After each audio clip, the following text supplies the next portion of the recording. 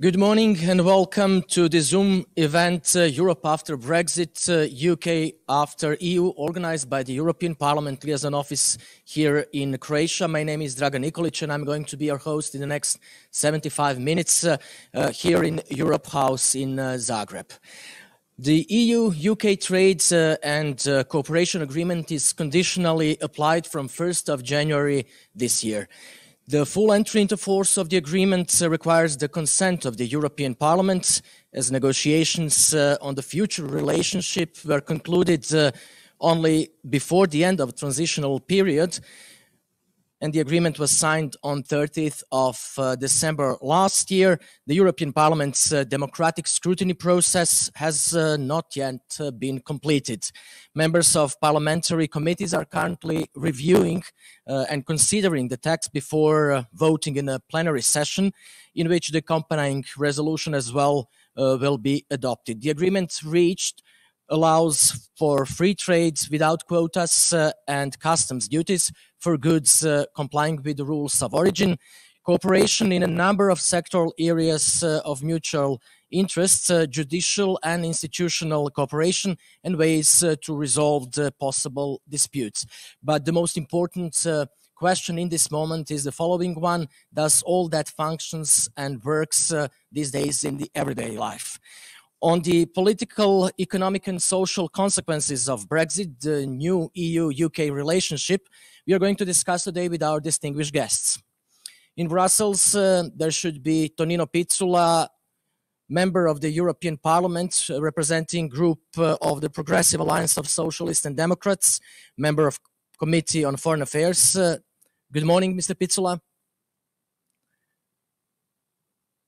I warmly welcome His Excellency Andrew Dalgleish, UK Ambassador in Croatia. Good morning to you, sir, as well. Good morning. Then we send greetings to Italy, to Bologna, where currently Lucia Quaglia lives, after many years spent in the UK, professor and lecturer at the universities of Limerick, Sussex, Bristol, York, and nowadays Bologna, expert for the financial markets. Buongiorno, good morning, Lucia. Good morning, everyone. In London, it's always a great pleasure to see Quentin, Associate Fellow with the Euro program at Chatham House, in his fruitful journalistic career, among other important positions, from 76 till 94, Brussels correspondent of FTN Bureau Chief there. He was also foreign editor and international affairs editor of Financial Times from 1994 until 2010, and finally chief correspondent in Berlin until 2013. A very good morning to you, Quentin, as well. Thank you for joining us. Good morning. And last but not the least, I welcome Ms. Hajdi Ćenan, one of the top STEM experts in Croatia, co-founder and CEO of the artificial intelligence company ERT, with plenty of international business experience, including the one in UK. Good morning to you as well. Good morning. We are live streaming on the YouTube channel of the Croatian Radio Television and the one of the EP Liaison Office in Croatia as well. On the beginning of our discussion, due to the fact that Mr. Picula needs to go shortly after we start our session, because I would just remind you that these days it's quite busy in Brussels, it's the Green Week, we would discuss with him and share some of his thoughts. I hope with the others you will not object. So therefore we start with Mr. Picula. From your perspective, sir, what will be the long-term impact of Brexit, both for the EU and the UK on the long run? Should we say that we would see weakening positions of UK and EU as the alliance or not? Thank you for inviting me. Of course, as you said, it's a pretty busy week here in Brussels, especially it's a hectic Friday for me. But I would like to say a couple of words generally on the Brexit before I directly answer your question. But first of all, I would like to greet His Excellency Ambassador, as well as other esteemed panelists, as well as other viewers. First of all, thank you for giving me an invitation for some introductory remarks at today's panel of topic Europe after Brexit and the UK after EU. So what type of deal did the UK and EU finally get from an agreement signed at the last hours of Christmas Eve 2012? After a turbulent year, the new 2020 first brought us the end of the transition period and a reality check with a long truck queues and custom formalities. It was the path chosen by the UK, and I once again regret that both of our citizens are paying the highest price. UK has been member of the European Union for 47 years, helping the development of our union despite conflicting positions on some issues. Make no mistake, we were stronger together.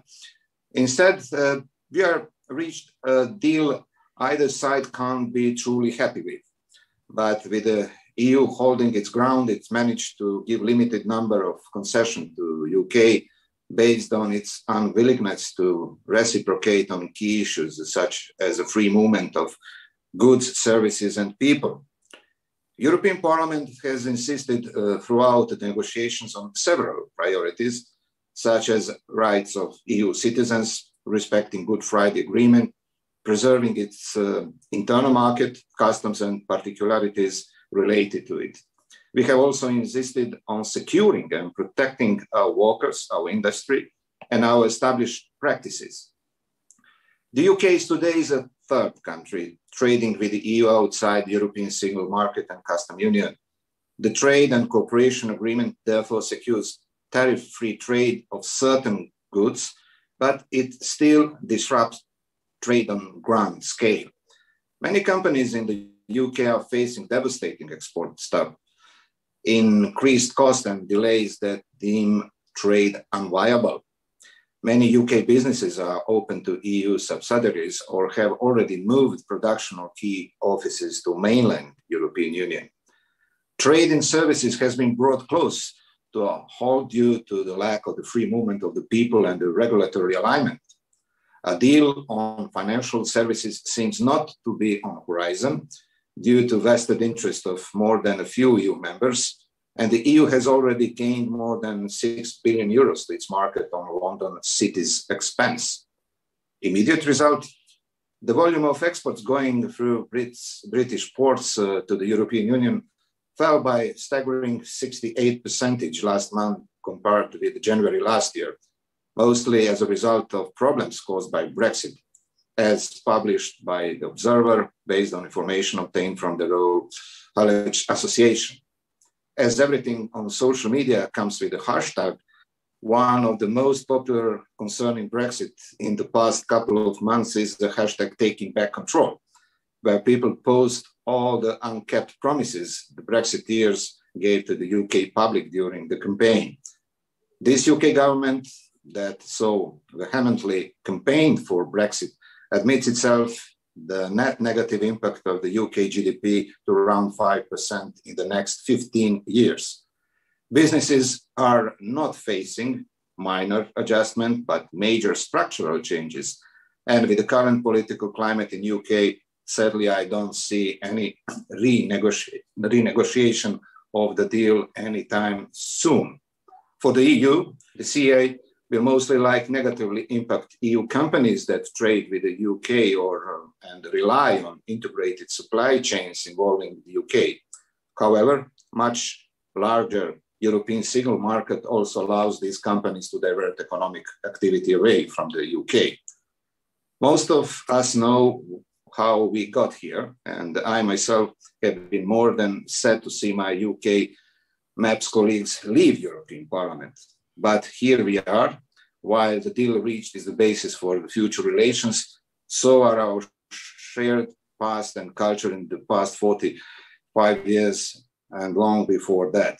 As the TCA is due to be reviewed every 5 years, one can expect the negotiations to be set to the tune of UK general elections and European Union Parliament elections, with hope of the COVID crisis long behind us. Moving on from the economy, security and the international order are still two quite broad areas where I believe UK and EU have a lot of common ground to stand. We still share interest in our common struggle against climate change, European neighborhood, where we both desire stability and peace, and relations toward China and Russia. With our common transatlantic partnership with the US, a completely different ballgame. What we must expect is that outside of the common EU framework, cooperation and even identifying shared goals will be more challenging, putting into question the real possibility of resolving disagreements in our aforementioned common goals and interests. As there is no mechanism to resolve these disputes, we should be able to interact within a continued dialogue. This is something we haven't been able to achieve during past years, unfortunately, not during the Brexit negotiations, not in relation to resolving the trade disputes with China, or the access of the companies to our markets concerning security issues. Let's hope that the upcoming UN climate conference, after the US re-entered the Paris Climate Agreement and the EU adopted its Green Deal, will give us opportunity to cooperate on achieving concrete goals we've already agreed upon. With the change of government in the US, there was certainly a shift in expectations of the near future EU-US relations. We cannot anymore expect the UK to automatically side with the US on all issues that might arise. This comes in the light of President Biden's announced new policy towards the European Union. And direct answer to your question about long-term global political impact of Brexit, both for EU and the UK, I would answer as a unique and most important political project in European history. European Union must renew its global role in the turbulent first decades of the 21st century. Unlike its geopolitical rivals, European Union is a not common state, but community of states, which makes it difficult for the EU to function in a global crisis of multilateralism. Let me remind you that the EU has lost important benefits from the UK permanent seat on the UN Security Council as their security, defense and diplomatic competencies. It's also lost of nuclear power, with France remaining the only nuclear power in the European Union, and with the Brexit, the only in the EU to have extensive military capacities. I would like to see European Union in the first half of the 21st century more smart than soft power. Let's hope that UK will find its proper place in the future, but we must be aware about one thing. For example, China's view on the West and China's views on the European Union is that they are perceiving us more and more under the Xi Jinping president as a global swing states, and they are trying to decouple, for example, in the years to come, US from its allies. But Brexit is a nice example that the decoupling is underway because European Union and United Kingdom, they are not under the same hub like it was half a century. Thank you. Mr. Picula, thank you very much for those introductory, quite interesting remarks. I would just use this opportunity to ask you about a very recent event related to post-Brexit process. What do you think, how much EC's decision to attempt to stop COVID-19 vaccines made in the EU arriving in Northern Ireland in a bid to prevent the region becoming a backdoor for jabs to be sent to Great Britain has damaged the post-Brexit process? I agree with you. I think it was not necessary move done in a hurry, and I regret for that. But I was pleased that Commission admitted its mistake and withdrew that decision. Anything which might hurt our relations is absolutely not welcome. Because our agreement broadly settles how EU and UK will trade goods with each other in the future. However, the same cannot be said for their future political relations. The loss of trust over the last 4 years, coupled with the Brexit project, ideological in nature, will continue to cause frictions, potentially putting the whole arrangement into the question. So such moves didn't help in that sense. You are one of the most experienced European parliamentarians dealing with foreign policy, former Minister of Foreign Affairs as well. What's your perspective? A major part of the reasoning behind Brexit from the UK side was to provide more flexibility in signing international trade deals. Will this be a likely long-term outcome? And in that regard, what is your perception of the future UK-US relationship with Biden transition? Would that be more beneficial or detrimental to it? It's very hard to say because Mr. Biden is announcing completely different foreign policy strategy, of course, trying to bring back the United States in a multilateral arena with the Paris Climate Agreement. And this morning, of course, it was announced that US will renegotiate the nuclear deal with Iran. So we must be absolutely aware that we are moving through uncharted territory. And I do believe that the UK, European Union, and especially United States of America will fight again for the basic values our countries or associations were built upon it. Otherwise, we will open an area and allow the other illiberal or non-democratic players on international arena, not only to put foot on the door, but to enter the space where they can, of course, damage our relations and jeopardize our interest as families of democracies. Future relationship between UK and USA. We know Mr. Biden not just once described Mr. Johnson as a physical and emotional clone of Donald Trump. Could we expect economic or political alliance between two countries? What's your perspective? Yeah, Biden's even through his campaign and before warned very, very clearly London that moving away from the European Union is not something which capital was welcoming in a way. So now they need to set a scene for the next generation of the relations between Washington and London. One thing is for sure, it's impossible to bring back circumstances valid in 2016 when Donald Trump arrived on the scene. So I think it's a lot of work from both sides of Atlantic, Biden administration and Boris Johnson government, to reestablish, first of all, some kind of the trust, because we all know that Donald Trump was pretty passionate about Brexit.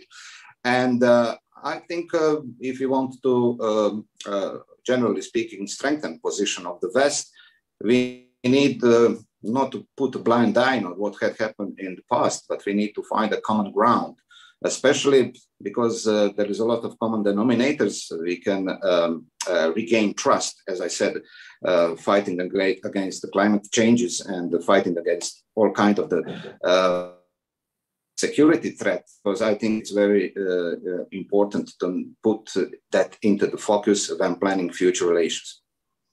Mr. Picula, thank you very much for your participation and your time, and hope to see you soon in some of our sessions in the future.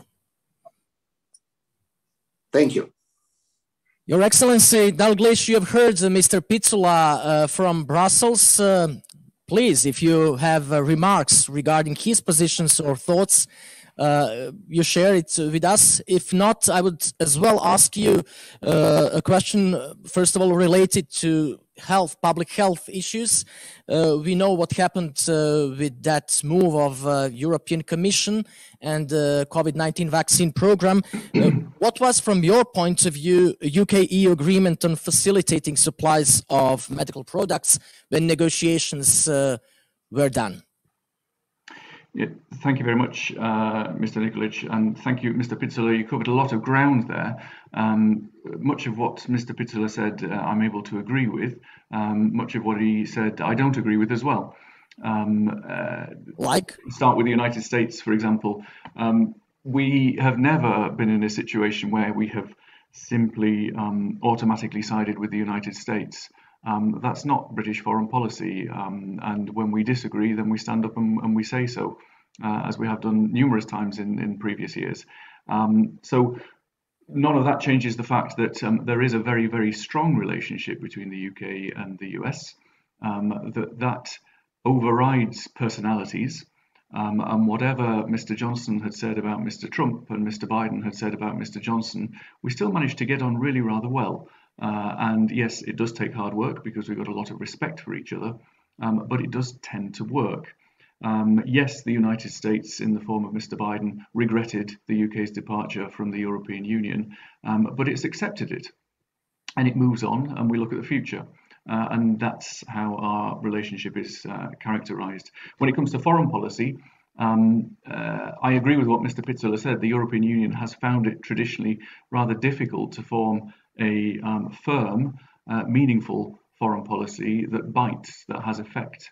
We see this again and again in the slowness or indeed the inability to agree sanctions, for example, to take firm actions. That's something that the UK is now able to do much more swiftly as a result of being in control of its own ability to do that. So yes, there are things that have changed. Some of them are producing short-term negative impacts, but the longer term, there are other opportunities. It's up to us to take advantage of what those opportunities are. But to try to judge after barely 2 months out of the European Union whether Brexit was a good idea or not seems to be rather heroic. I think we need to give it a little bit more time. Moving to your question about medical equipment. The Article 16 decision, as Mr. Picula says, was regrettable, not because it had an impact on the flow of vaccines, but because of trust. In the negotiation, Mr. Picula talked about the difficulties surrounding trust and confidence in each other. We were told repeatedly by the European Union that the number one priority when it came to that situation between Northern Ireland and Ireland and the relationship, the number one priority was protection of the Belfast Good Friday Agreement. And 30 days after the negotiations were signed off, that was suddenly shown not to be the case, that public health or internal market or whatever you want to call it mattered more. That was the perception seen in Belfast and seen in London. So the damage to trust is something that we'll need to work on to rebuild. It is good that the Commission changed its mind, and we now have to start building that trust. But in terms of movement of medical equipment, that is part of the deal, that there should be no limits, there should be no tariffs, there should be no obstacles to medical equipment moving around. Indeed, that we've got recognition of good manufacturing practice inspections to facilitate it, because at the end of the day, it's about protecting citizens, it's about protecting public health, and that's in both our interests. Your Excellency, the UK currently eyes a new trading club. Trans-Pacific Partnership, or abbreviation is CPTPP. We know that the project of Global Great Britain, that PM Johnson as well has mentioned quite a number of times, implies conclusion of free trade agreements around the world. But except that one that I've mentioned and the one with Japan, are there any others on the horizons or not? Yes, there are. The objective is to have 80% of the value of our total trade covered by trade agreements within 3 years of leaving Brexit. Is that realistic? Is that realistic to expect? At the moment, we've got 64% covered. That's not bad, I think, given the objective.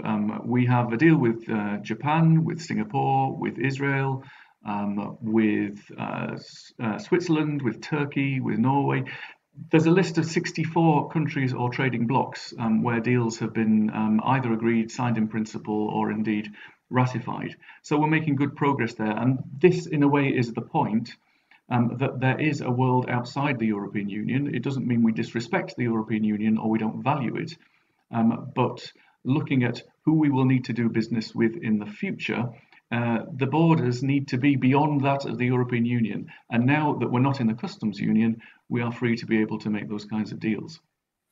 Lucia, the UK financial services sector is nearly 100 times more economically important than fishing.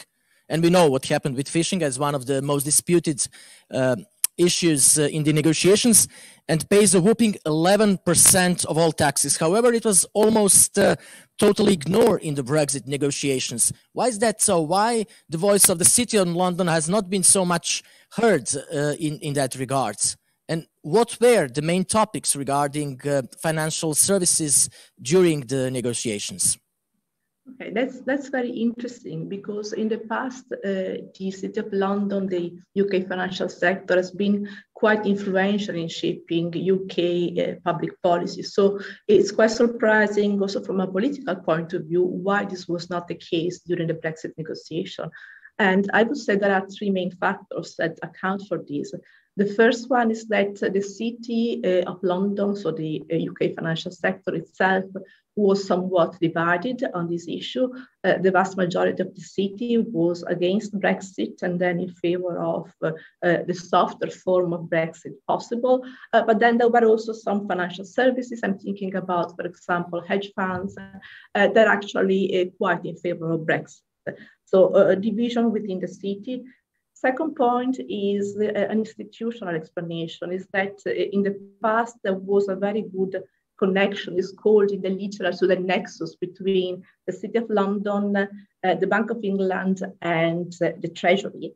And this was a nexus through which the city concern priorities were in a way channeled through to Whitehall, the central government. In the case of Brexit, there were two institutional changes that were made in the UK. The first one that was setting up of a ministry for exiting the European Union. And the second one was the setting up of a trade ministry. And these two new ministries were in charge of dealing with the Brexit negotiation and therefore also the part of financial services. And the City of London, the financial services sector in the UK, had actually much less well-established channel to do these two ministries. And I'm also told by the financial sector there was some problem in accesses and getting the city concerns through to officials and ministers in those two institutions. And then the third reason is that Brexit has high political salience, is very much a politicized issue. And in the past, the financial industry has been better able to exert its influence on issues which are insulated from public scrutiny, from the purview of public opinion. And I think that's a fair comment also for financial sector in general, not only in the UK. Whereas in the case of Brexit, the Brexit negotiation on finance were embedded into the broader negotiation on Brexit. So there was a lot of public attention, it was politically salient, and therefore the City of London, the financial industry in the UK, was actually less able to get its preferences taken on board during the negotiation by the UK authorities. Let's go now a bit more north to London. Quentin, how does life in post-Brexit Britain looks like these days? We know that UK is a European champion in the vaccination program. Yes, it has done well on the vaccination front. It hasn't done well on most of the rest of dealing with COVID. Unfortunately, we have we're one of the highest death rates from COVID, and also one of the biggest recessions in the economy in the G7. And indeed in comparison with other members of the European Union. But that we have done well on vaccination, I think partly because the government has been able to concentrate overwhelmingly on that subject and to get it working. So from that point of view, I think it's there's a feeling here, well, we're fine, we're better off with Brexit. We're living, though, in a sort of very curiously unreal world where the huge change that Brexit means to our economy, our trade relations and so on, has been pushed completely off the front pages and to one side by dealing with the pandemic. And the problems that I think Brexit is inevitably causing at the frontiers, in our trade and so on, are much less because the entire economy has slowed down dramatically because of COVID. So we're in this curious world where we're hit by a double whammy, the pandemic on one side and Brexit on the other. But the causes and consequences of the slowdown are really deeply confused, that the problems associated with Brexit are being really hidden by the overwhelming economic effect of the pandemic. But was that the case as well in the final stage of the Brexit negotiations as well? Corona crisis as a kind of fig leaf to cover up as such. Yes, I think that's absolutely fair. I think that everybody got exhausted by the process of Brexit, tragically, really. So what we were just talking about, Lucia was talking about the financial services sector. I mean, the financial services sector was effectively excluded almost entirely from the negotiations, which was insane. I mean, it's really going to be a problem now to get financial services anywhere near the contribution that they were making, both in the EU and in London, because they were simply excluded from the package. So it's the highest priority, but because the whole thing was really rushed through to an artificial deadline, an awful lot of things have been excluded, which only now are going to be the subject of very long-lasting negotiations, which I suspect the next 5 to 10 years of Britain's relationships with the EU will be devoted to actually still putting all the pieces back together again. In that regard, it's quite interesting to see that Prime Minister Johnson has announced and has drafted former British negotiator Lord Frost into his cabinet. It's an extraordinary situation. We thought that Michael Gove, the sort of key minister in the cabinet, was going to be in charge of relations with the EU. He'd done all the negotiations, and suddenly we have Lord Frost coming back into the equation and being promoted into the cabinet. One of the problems with the British side of the negotiations on Brexit has been that divisions within the British government have been constant. The British government, right from the start of these negotiations under Theresa May and then under Boris Johnson, has been quite deeply divided within itself, both in terms of its tactics, in terms of long-term goals. Did we want a hard Brexit or a soft Brexit? Well, with Lord Frost coming back into the equation, this is a man who very much dictated the strategy of the final negotiations, who clearly is a man who knows the detail, but he's seen very much, I think both in Brussels and in London, as a hardliner. He's somebody who was absolutely adamant that the question of British sovereignty must come above the question of market access for British manufacturers, British financial services, and so on.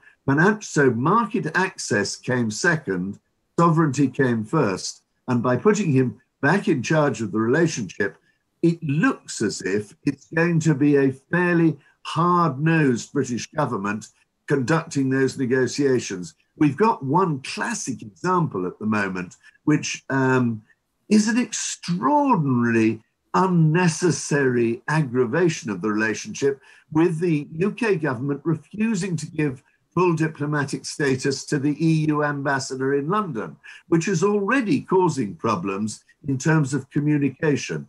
And it's the sort of, if you like, unnecessary finger wagging that I fear is going to bedevil this relationship for many months to come. Ambassador Dalgleish, let's go back to the Northern Ireland Protocol. We all know why it's there and what does it represent. But, you know, could you share with us perhaps some of your feedbacks from your country? How does that work in everyday life? Could you give us some examples? We know for many delays, for problems with customs declarations, for losses of businesses. Yeah, as predicted, it's going to be a while before the system is running as smoothly as everybody would like, that's for sure. No surprises there. The point of the protocol is to make sure that there is no hard border between Northern Ireland and Ireland. That's one important element of the Belfast Good Friday Agreement. Another important element of the Belfast Good Friday Agreement, which is as equally important, is that there is no separation between Northern Ireland and Great Britain, that it remains part of the UK's customs union as well. So how do you reconcile the two? It was always going to be a tricky issue. So yes, we have seen some delays. We have seen some problems of processes of getting things through. Some of the approvals processes were there before Brexit, let's not forget, because of the specific epidemiological requirements around sanitary and phytosanitary requirements of products being taken onto the island of Ireland. So Brexit hasn't brought those about. They were always there in the first place. But we have in place a trader support service, which is designed to help traders go from end to end in the process of getting their goods to and from, with £200 million of government backing to do that. It's not going to be a solution overnight. This is why the government has stressed it's really important that we continue talking about this Northern Ireland Protocol to make sure that it's respected and that it works. But as you said, there are problems and they should have been expected.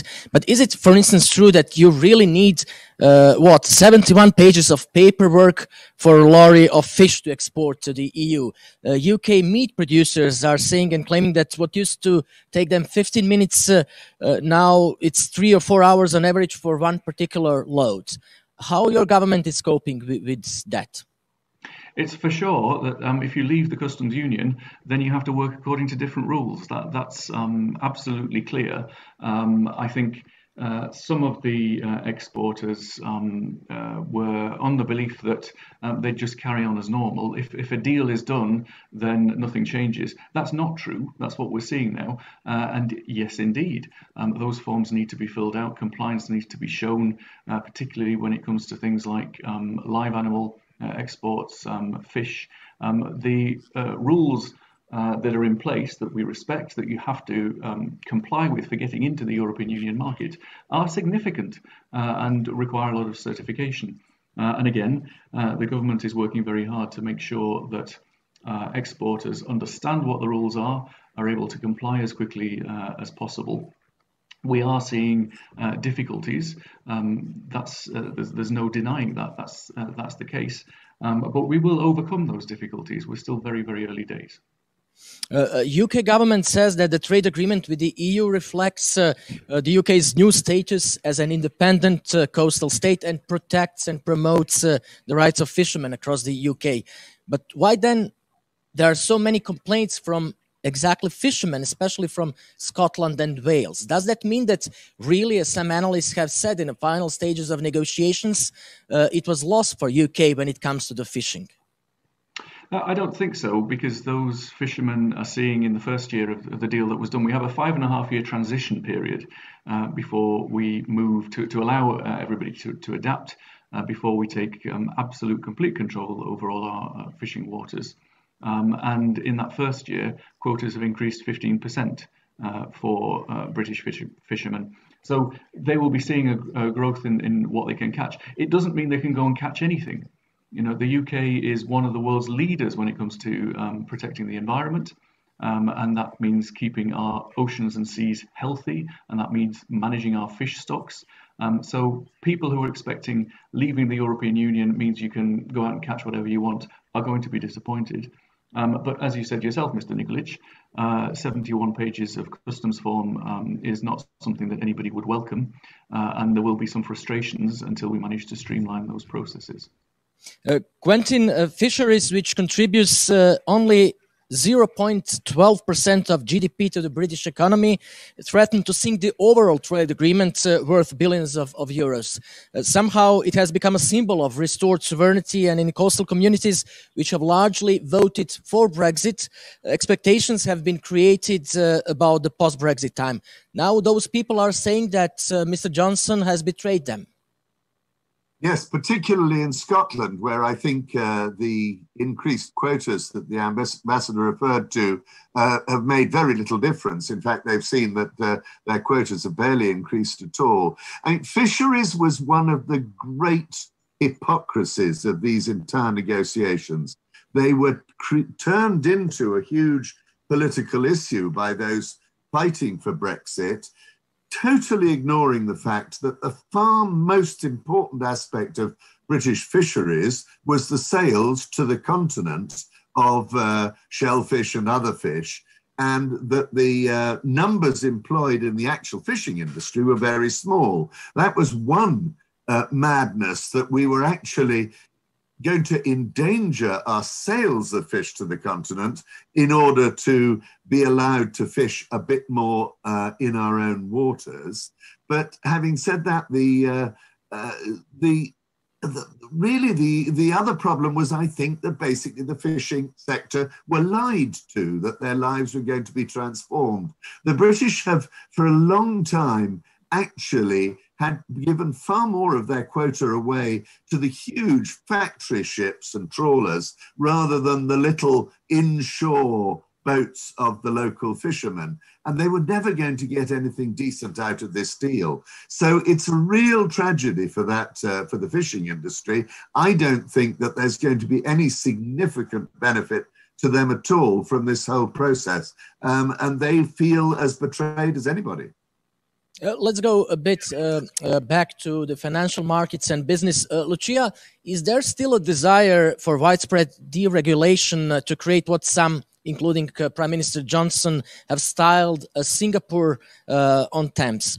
And should UK financial services industry focus on competing with the US and Asia, meaning New York and Singapore, or with Europe, either Berlin and Paris? So let me start by saying that the UK-European Union trade agreement has minimal provisions on financial services, about 10 articles or so. So on the one hand, generally speaking, trade agreements have a limited provision of financial services, but the one between the UK and the European Union has a really minimal provision. So the main way in which the UK financial industry, financial entities, and financial activities can be actually exported, if you want, to the continent, is by using the so-called equivalence provision. So there was the loss of the passporting mechanism, not the passport as for individuals, but was the ability to basically for a financial service provider to provide services across the European Union on the basis of the authorization of the home authorities. So this was very important because basically financial services providers based in the UK were able then to export their financial services across the European Union. So that has gone as a result of Brexit. So the main way to access the European Union is actually using the so-called equivalence clauses. And now, without going into the technical details, how does this answer your question? Well, as part of equivalence provision means that at least for the financial services covered by specific equivalence provision, the UK government should retain regulatory alignment with the European Union, means they cannot diverge too much. And if the UK government therefore decides to substantially diverge from European Union provision on certain financial services, the equivalence provision or decision will actually be abandoned. So it will be more difficult, more costly for UK financial services providers to get access to the European Union. So there is a trade-off for the UK government and the financial industry in the UK. The more they diverge from European Union financial rules, the higher the risk of losing equivalence decision and therefore getting more costly access to the European Union market. Hajdi, first of all, thank you very much for being so patient. What was your experience of doing business in London? And with Brexit approaching, did you notice the change in the atmosphere when it comes to the business regarding investments and companies that have been established there? Yeah, hi. So as we've heard from other speakers, obviously Brexit has affected different industries in different ways. Since I'm mostly in the IT, tech, and startup ecosystem, I have to say that, as Mr. Quentin said, they've been more concerned and affected by the pandemics than by Brexit, to be honest. And also with the process of Brexit, like, going on for such a long period of time, it was kind of interesting to see peaks and throws in worrying about it or not worrying about it, how to prepare for it. So when I was in London in 2018, basically at that point, nobody was in our segment really talking about Brexit. And because they probably didn't feel that it's going to affect or it is going to happen anytime soon. So at that point of time, it was really not something that was much of a concern. But when it comes to startups, I also dare say it's a bit of a difference on those that are coming from abroad and establishing presence in the UK and those that were there. So for example, for any Croatians that are coming or are already there, since we're kind of used to a lot of obstacles and hurdles in businesses, you know, I dare say also Brexit was just one thing that's going to happen and that didn't really phase companies and doing business. On the other hand, there were two concerns that I know that were kind of worrying tech sector. And that is the data transfer, data privacy laws. So maybe GDPR, if I'm not mistaken, did originate in the UK, but you know, now with the Brexit, there will be a lot of regulations that need to be aligned. So a lot of companies kind of solve that problem by establishing EU subsidiaries or even moving the headquarters to some of the EU countries. Again, for the businesses that are coming from Croatia to the UK, we kind of already circumvented that problem because a lot of companies started off here and then opened headquarters in the UK. So we already have an EU presence. So again, from this perspective, that has not affected us that much. And the other issue was the financing, the sources of financing, because when you're a startup, then, you know, sources of financing are very important. And with EU, there are a lot of funds and grants that can be used and that can be applied for. So I know that there was a concern a lot with the businesses of whether they will have access to the EU grants after Brexit. Some are still in place, but it's a question of how long that will, of course, still be in effect. On the other hand, the UK has great investment schemes that we would also like to have, especially here in Croatia, such as SEIS and EIS. So there is a lot of sources of financing that's readily available in the UK itself. So I don't know, to be honest, when it comes to tech sector, when it comes to startups, they're, as I said, expecting hurdles and obstacles, and they're very flexible and are able to adapt rather quickly. So I don't think anyone has allowed really themselves to wait for what is going to happen. Everyone has reacted rather quickly in order to prepare themselves and to be able to continue business as usual, you know, even when the Brexit finally comes into place as it has. But Hajdi, thank you for now. We will come back to you. I just wanted to ask Ambassador Dalgleish, one of the biggest arguments for leaving the EU is that it would allow the UK to set its own immigration policy. Those wishing to live and work in the UK now must gain 70 points these days.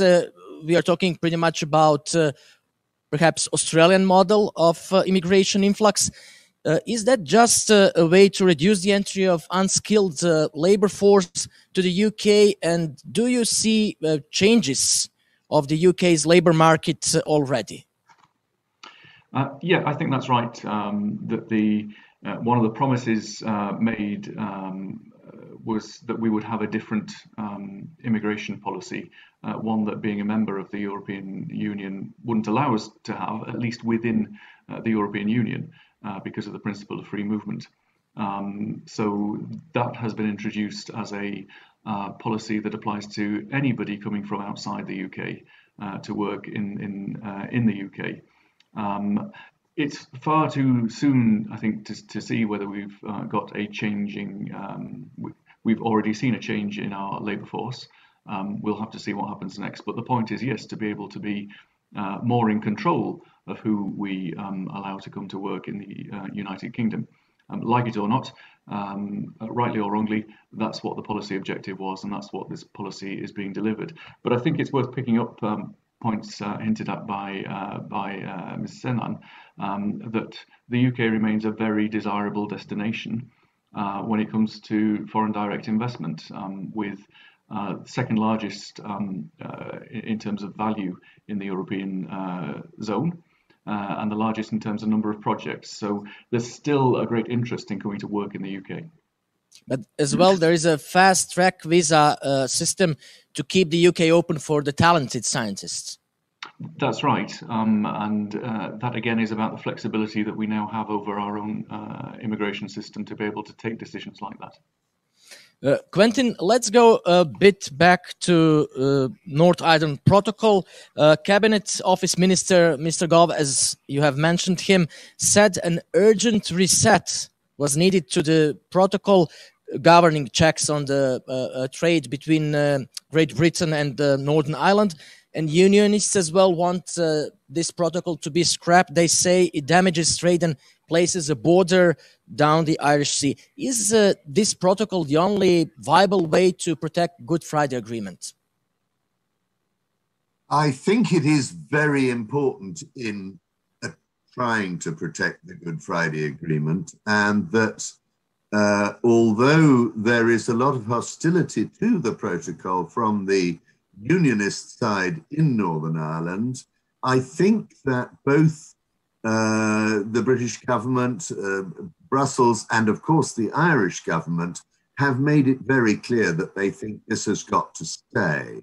Now, the problem is that Brexit fundamentally is a cause of greater intercommunal division in Northern Ireland after the Good Friday Agreement. That's to say, it has brought alive again this division between unionists who are desperate to keep the closest possible relationship between Great Britain and Northern Ireland, and nationalists who want the closest possible relationship between Northern Ireland and the Republic of Ireland. And that, I think, is going to be a very live issue. We've seen the numbers of people who actually believe there ought to be a referendum in Northern Ireland on the border, i.e. a referendum about the possible reunification of Ireland, creeping back to a majority, just around 50%. But the trouble is, it's made it a divisive issue in the community. And I think holding things together in Northern Ireland is going to be more difficult. One of the two adjectives have been used to me many times when talking to people in Dublin about British government's attitudes to Northern Ireland, and those words are arrogance and ignorance. The tragedy of this whole debate was that the Irish question was ignored for far too long. When finally they tried to do a deal where Theresa May said, okay, let's somehow try and keep the whole of the United Kingdom within the same sort of deal so that Northern Ireland isn't separated away, it was Boris Johnson and his supporters who brought down her government and brought her down as Prime Minister to stop that happening. So now we've got the Northern Ireland Protocol, which is deeply disliked by the unionist community, but that's the best we've got. One other referendum, the one that Nicola Sturgeon again is announcing, is a complete headache, I would say, for Mr. Johnson. We know that on the Brexit referendum, most of the Scots, majority of them, were against leaving the EU. Nowadays, what's the percentage for independence? And could Scotland as well be one of the hotspots and in sequence one of geopolitical spots in post-Brexit time? Yes, I think that inevitably Brexit has aggravated the divisions within the United Kingdom between those who wanted to remain, a clear majority in Scotland, a clear majority in Northern Ireland, and those who wanted to leave, who were primarily in England. So that's come back to haunt us again. In Scotland, if you remember, when they originally had their referendum on independence, it was a 55 to 45 vote to preserve the Union. The polling figures now look more like 50, 51 to 48 in favour of independence. It's still very close, just indeed as the question is very close in Northern Ireland. The problem is that this has created new divisions, and I think the real possibility that looking down the line, say 10 years, we could see Scotland voting for independence, we could see Northern Ireland voting for reunification of Ireland, and poor little England and Wales will be an even smaller country outside the European Union. Ambassador Dalgleish, if the Scottish nationalists win the elections in May this year, is it likely that Westminster might soften their stance and position regarding the new potential Scottish referendum?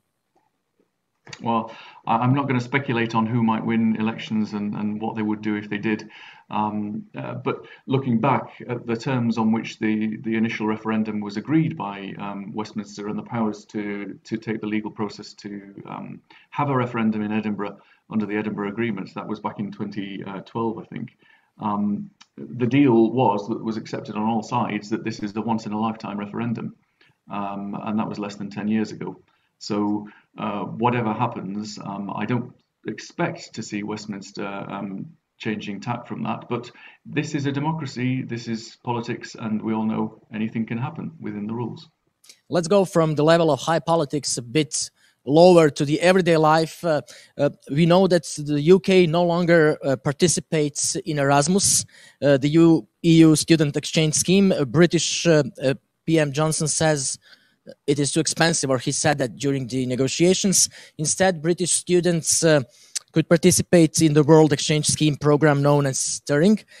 What is the sentiment in academic circles and among the youngsters regarding the implications of Brexit in that regard? High education and this exchange that was quite beneficiary, I would say, for the British economy at the end of the day as well. I'll defer to Professor Quaglia for a view on what the academic community is feeling like.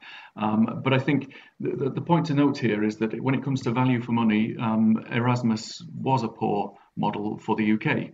And if we're in a world where we're taking back control and we're in charge of our own taxpayers' money, then that's got to be a factor. So the Turing scheme is designed to offer more opportunity because it's a global scheme. It's designed to be more accessible because it can reach out to those on vocational schemes, it can reach out to schools, those in further education rather than in higher education. Erasmus, certainly in the UK, tended to favour the socially advantaged already rather than the socially less advantaged. We can make a change for that with Turing. So it's a change. I know people don't like change, it's different. But we have different opportunities available here. And again, we're 2 months in, so let's not be hasty in forming judgments about whether people like it or not. Lucia, what's your thought about that? You were lecturing for years in the UK. You have not lost contacts with universities, perhaps your ex-students or people that now are working in the universities. Was that in the best interests of UK to go out of Erasmus? Well, I think it's a real pity that the UK government decided to pull out from the Erasmus scheme because as an educator and an academic, I think it's a very rich experience from a personal point of view and also from an academic or professional point of view. I have actually the opportunity to experience Erasmus program on both sides. So I'm currently welcoming a lot of Erasmus students in my classes because all my courses at the University of Bologna are in English. So I really have a very large percentage of Erasmus students, and are all enthusiastic, or at least the vast majority, about the Erasmus experience. And they're also disappointed that the UK has decided to pull out from this program.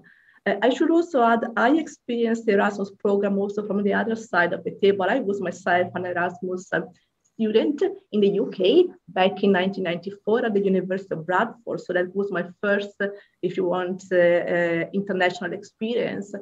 And at least from a personal point of view, was one of the most important turning points in my life. And I think was an incredible experience. So that's a shame that a younger generation will not have this opportunity. Hajdi, you are representing the young generation as well, the business circles. Perhaps what's your stand on this subject? And in general, we have mentioned education and higher education. What about the technology and innovation that already you have mentioned a bit? What do you think, what kind of consequences Brexit might have on that sector? I did kind of mention that I don't see a lot of effect of Brexit on that sector because it's adaptable. And to be fair, it is a question when it comes a bit to investments, whether there will be any change, because at the moment there is a bit of a hesitancy of funding startups in this sector that would like to open headquarters in London. That's at least our experience here in Croatia. And they're more inclined to suggesting against some other EU country. But that is mostly with EU-based VC funds and investors, so we will see if that will change. As for the education part, as Ms. Quaglia said, it is a shame that there is that the UK left Erasmus. I have not been part of that, but I have had the opportunity to study abroad and really have that experience of international environment and community. So with the EU, it was amazing that there was such an easy way of exchanging students in various countries. And hopefully this will not make it so much more difficult for anyone from the EU countries who want to go to study in the UK. On the other hand, you know, today, especially with technology, the education is available at the click of the mouse everywhere. So we have to see what will happen, and but definitely it would be nice for the students to be able to go there in person and really experience that part of life, because it is enriching. Hajdi, thank you very much for your participation. We are approaching to the end of our session. Therefore, I will give closing words for the other participants. Ambassador Dalgleish, what we could expect in months to come, would that be regarding post-Brexit process, a year to remember, or a year to forget, a year where lots of efforts, energy, simultaneously with the COVID crisis, would need to be invested? Yeah, I've given up trying to predict anything after the past 12 months. It's really not a sensible game to get involved in. But I think that this is going to be a year of work. There's no doubt about it. This is when we will be discovering which bits of the agreement with the European Union work well, which bits need more work doing to them to make them work better, what new opportunities and changes that we have to experience to take advantage of being outside the European Union. And I think it'll be a year of coming to terms. I think a lot of the conversation I've been hearing today, the discussion I've been hearing today, has implied that once you've stopped being a part of a European Union process, you therefore disengage completely from that policy area, from that subject, from that goal. That could be an outcome if we get it wrong. Or we could say, okay, we're not involved in, for example, Erasmus anymore, but we do want European students to come and study in the UK, and we do want British students to go around the world. And I have to make a disclosure, I was an Erasmus student, that's where I met my wife. Good things do come out of these things, but we might have touring couples in the future. Thank you very much for your participation as well, for your time, and have a good weekend, sir. Quentin, what's your prediction? I think that as a journalist and analyst and a scholar, you could be very frank and open, and you could try to predict some things. Well, I think that the first job for the coming year is to try and restore trust. I think that the negotiating process of Brexit, indeed the entire process of Brexit since the referendum vote, has been very poisonous to our relations between the UK and its now former partners. And a great deal has to be done to try and restore that trust. It's not yet happening. What I mentioned about this stupid business about not giving diplomatic recognition to the EU ambassador is an example of the silly way in which we're continuing to sort of shout at each other and not get down and make sense of our future relations and really working together. There are some good things going to happen this year, I hope. Because Britain has got the chair of the group of seven, the G7, and the co-chair with Italy of the COP26 negotiations on climate change, there's a real possibility for the Brits to show that they are really positively engaged in international relations. I think that's very important. Inevitably, dealing with the pandemic is going to be the overwhelming subject, though, and on that we need to cooperate. And we also need to conduct, we were talking about immigration just now, we need to actually have quite an open door on immigration because our National Health Service depends on having immigrants, our care services depend on having immigrants, and producing fruit in the countryside depends on having immigrants, almost all of them overwhelmingly from the European Union. So I think we're going to have to go back on some of those things and actually open our doors to European Union migration, where we've said we were going to close them. I'm not so sure that Mr. Johnson and his ministers are on the same track as you. Could we expect that the post-Brexit time and this year might be kind of burden for his government as well on the internal politics scene? And what other events we might expect in Scotland or Ireland, Northern Ireland in 2021? Well, we're going to see, I think, a very large Scottish National Party majority coming out of the elections in Scotland this year. I expect Ambassador Dalgleish, with his wonderful Scottish name, knows even more about that than I do. But inevitably that's going to be an issue. And Northern Ireland is going to be a very difficult and sensitive issue to deal with. So it's actually Boris Johnson, who presents himself as a unionist for the United Kingdom, has so far done probably more to poison relations within the United Kingdom. He's going to have to work very hard to hold the country together. Quentin, one more time, thank you very much for your time and participation in this Zoom session. And finally, we go to sunny Italy. Is it sunny these days in Italy? Here in Zagreb, it's foggy and a nippy day. Lucia, your final closure words, you know, from your perspective, living in Italy now, how does that look like? Year of post-Brexit crisis or opportunities? Perhaps I would feel more comfortable about making prediction on financial services parts. And I would say two things will happen. The first one, there will be a continuous drifting away, a gradual of some financial entities and activities from the UK to the European Union. Of course, London will remain a leading international financial center, so that will be something gradual.